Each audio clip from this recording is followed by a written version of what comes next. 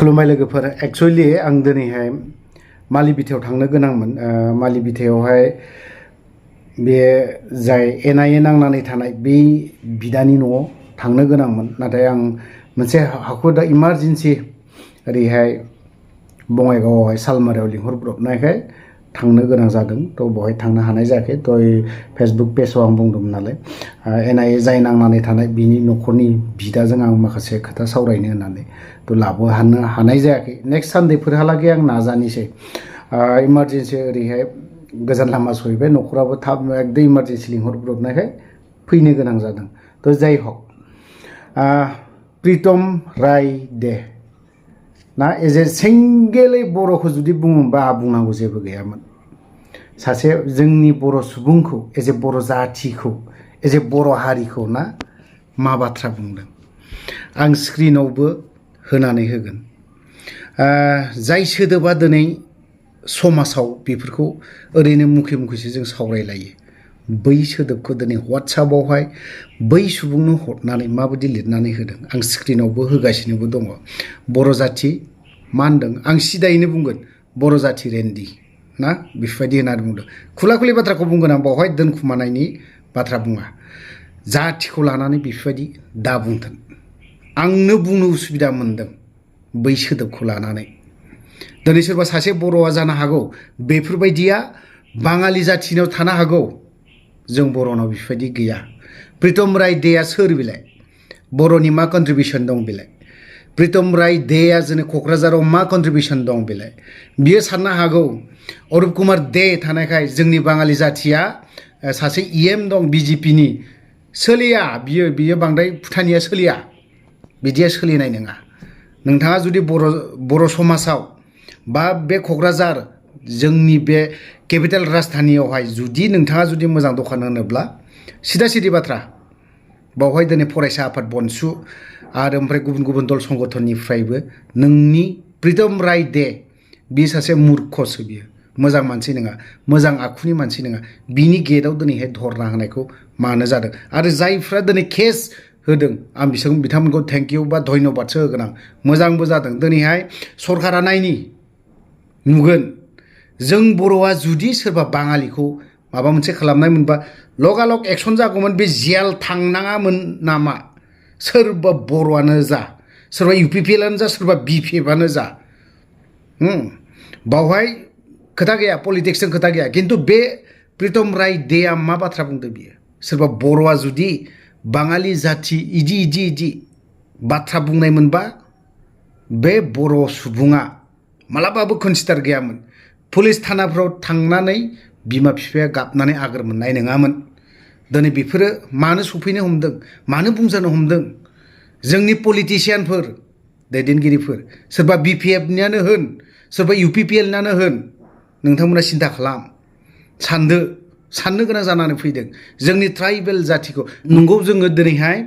मा होननांगौ आदिबासि जों बे जायगायाव थागिबिखा आरो बे जायगानिनो जों मानसिखा जोंनि महरा माब्लाबाबो नोंसोरनि बाङालिफोरबायदि नारें सु गन्थं नङा जों नैबे हंला हंथा थब्रा थब्रि गन्थंखौ लानानै जों ट्राइबेल बावहाय जों थागिबि बे जायगायावहाय बावहाय सोरबा प्रितम राय देया बर' जाथिखौ लानानै बर' हारिखौ लानानै चाइनिसनो नंगौ जोंखौ चाइनिसफोरबायदि नुयो नंगौ जोंखौ भुटानिसफोरबायदि नुयो बिश्वजित दैमारिया बुंदोंमोन ना सानसे समाव अब्लानि समाव आसामावनो गासैबो वेलकाम खालामदोंमोन जोंनि बिश्वजित दैमारि सारखौ बा बाख्नायदोंमोन आसामनिफ्राय सासे गोख्रों रावजों सोगोमहैनो हादों होननानै नाथाय दिनैनि दिनाव बे बाङालिफ्रा कलकातानिफ्राय फैगोन दिनै बर' हिन्जाव सासे हाबा लागोन दिनै बावहाय बिजनेस मोनसे गेलेनो फैदों प्रितम राय देया दखानाबो बन्द जानांगौ आंनि हिसाबाव बियो दिनैनि बे बावहाय जोंना पलिटिक्सखौ ओरैबायदि गिदिर खालामो दिनैनि दिनाव बहा खारना थाखो जोंनि माखासे आफादफ्रा माखासे सुबुंफोरा मानोथो 10-20 जनसोल'नो बिनि दरखं गेटआव मानो एफाराब बेफोरबायदि होसिख्रावनायल' नुनो मोनखो गुबुन बिथिङाव गोदोनानि रोदा गिदिर गिदिर जालायनाय बाथ्रा बुङोमोन गुबुन गुबुन बिथिङाव गोदोना रोदा देरफबनाय बाथ्रा बुङो दिनै जोंनि बर' जाथिखौ प्रितम राय देआ मा बुंदों एफ्राब लेथ्रा लेथ्रा बुंजानानै जोंनि बर'नि माहारियारि आफादफोर जिसिबां आफादफोर दङ मा जाखो बेफोरो बबे उन्दुनानै थाखो मानो सिरि थादों एसेबो स्टेटमेन्ट होनो हाथाराना एसेबो स्टेटमेन्ट होनानै बाथ्रा बुंनो हाथाराना दिनै जाय खुंथायाव थानाय सोरबा खुंथायाव गैयिफोर बिपिएफआनो होन मानो बुंनो हायाखै बेफोरबायदिखौलाय इउपिपिएलआलाय मानोथो बुंनो हायाखै दिनै बेफोरबायदिखौलाय नाजानांगौ बेफोरबायदिखौ जों बिखाफ्राव बोरैबा धुमुद धुमुद मोनलायलाङो जाथिखौ बेफोरबायदि लेथ्रा लेंगुवेज लेथ्रा वर्ड लेथ्रा सोदोब बेफोरबायदि बुंजानो बायो गुबुन सोदोबजों बुङोबा आलादा बाथ्रा खिन्थु एज ए जाथि हिसाबै एफा लेथ्रायाव बुंगोन एफा माबा गाहाय थाखोआव दोनगोन बे मालाबाबो गनायजाथाव नङा कमेन्ट खालामनो हागोन बेवहाय थ' जोंनि जाय दैदेनगिरिफोर नोंथांमोनाबो सिन्था खालाम दिनैहाय नोंथांमोना पावारखौ लुबैबा जानाय नङा सोरबा जेननानै थानाय बिथांमोनाबो पावार मोनगौबा बेफोरबायदिखौ बाथ्राखौ नाथ्रोलायबाय थाबा हाब्रु साद्रोलायबाय थाबा जेबो खामानि जाया जों गाबोन समफोरनो दोन गोजोननि नोगोर होनना बुंबाय थायो मानोथो बे गोजोननि नोगोरावनो बाङालिफोरजोंनो बर' जाथि उमुग उमुग XYZ होनजागोन ना बर' जाथि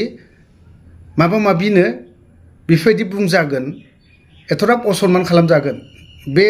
गोजोन नोगोर दावथु बिखानो क'क्राझारा दा मानोथो बिदि बुंजानो गोनां जागोन एज ए हल जों बर' जाथिखौनो बे प्रितम राय देआलाय सोर बिलाय अरुप कुमार देखौ लानानै बिराद फुथानि बियो अरुप कुमार देआलाय बर' जाथिनिलाय माथो खामानि मावदों अरुप कुमार देआलाय माथो कन्ट्रिबिउसन दं बर' जाथिनिलाय जेबो कन्ट्रिबिउसन गैया ना दिनै थै थोबसे गारदों बियो ना बिनि बिबथै सासे माबा मोनसे खस्थ' खालामदों नामा जेबो खालामाखै दिनै प्रितम राय देआ दिनै बियो अरुप कुमार देखौ लानानै थिफुदला खालामगासिनो दङ दिनै अरुप कुमार देआ जेबो बुंनो हायाखै बुंनो हागोनब्लाबो बियो थुनासो होगोन बियो बे थुनानै होग्रासो ओंखायनो आं बुंदों जाय जेसेबां दल संगठन दं ओरैनो गोदोना गिदिर गिदिर माबा रोदा फेदेरनानै बाथ्रा बुंनानै जेबो लाब जाया सोरबा बिपिएफब्लाबो सोरबा इउपिपिएलब्लाबो सोरबा आबसुआनो जा सोरबा बनसुआनो जा सोरबा माबा माबि XYZफोरानो जा ओंखायनो बेफोरबायदियाव थाबैनो निउसफोरखौ थाबनो रादाबफोरखौ नायनानै ओंखारनांगौ आरो सोर मा होनदों वाट्सएपआव जेरैबायदि मेसेज हरनाय बेफोर मेसेजफोरखौ नायोब्ला प्रितम राय दे सोर बिलाय सिलपाथायाव उंग्लिनो लुबैयो मालाबा थ' जाय सुबुंनाव बनसुनिफ्राय माखासे स्टेटमेन्ट होनाय ना बेखौ जों खोनासंनानै लाग्रोबावनि बिनि उनावहाय थैखौ गरम खालामबावनि दिनै जोङो गासिबो स्टुडेन्टस आरो गोबां अर्गेनाइजेसनफोरनि बेयाव दङ एबसु दङ बनसु दङ आरो आटसु दङ अल आसाम ट्राइबेल स्टुडेन्टस इउनियन दा बे जे जाथाय दाखालि जानानै थांबाय जे डमिन'सनि मेनेजार प्रितम रयआ ओरैबायदि रेसिस्ट मेन्टेलिटिजों सासे बिनि वार्कार जाय खामानि मावो बेवहाय बर' कमिउनिटिनिफ्राय फैनाय बेखौ रेसिस्ट कमेन्ट बियो वाट्सएपआव जेरेखम होदों बियो जे बुंदों जोंखौ जे जों हाग्रायाव थानानै निस्स' जाथि एकदम गाहाय थाखोनि जाथि होननानै जोंखौ बुंदों बिथाङा मोनथिया जे जोंनि बर'फ्रा जोंनि बर' कमिउनिटिया जे कालचारेलि बेसेबां रिच कालचारेलि बेसेबां गोजौ थाखोनि जोङो मानसि जों जानो हागौ जोङो ट्राइबेल बाट जोङो ट्राइबेल जानानैबाबो जोङो गोग्गानाय जोंनि गोसोआव दङ मानो होनोब्ला दिनै ट्राइबेल सुबुंफ्रासो बिसोरखौ हा होदों दिनै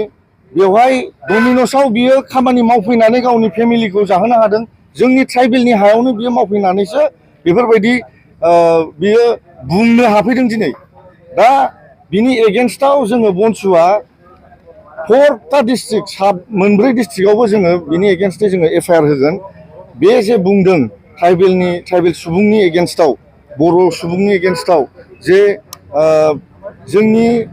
महिला जोंनि आइजोफ्रा जे माने देहा फालांगिरि खालामनोसो समायो बा माबा खालामनो समायो बेफोरबायदि गाज्रि सोदोब जे सोदोबफोरखौ जों बुंथावनोनो हाया समाजाव बेफोरबायदि मानसिखौ बिसोरबायदि मेन्टेलिटिखौ थाबैनो थाब एरेस्ट खालामनानै जोंनि पुलिस प्रसासना आसामनि जे पुलिस प्रसासन बिसोरो थाबैनो एरेस्ट खालामनांगौ आरो हायोब्ला एट्रसिटिस एक्ट जे जोंनि संबिधाना जोंनो होखादों जे आयेनखौ जोंनो होखादों ST/SC एट्रसिटिस एक्ट बे एक्टनि एगेन्स्टआव जोंखौ जेरेखम रेसिस्ट बेबहार खालामदों जोंखौ जेरेखम गाज्रि माबाजों बुंदों खुगाजों बुंदों बेबायदि मानसिखौ थाबैनो एरेस्ट खालामनांगौ आरो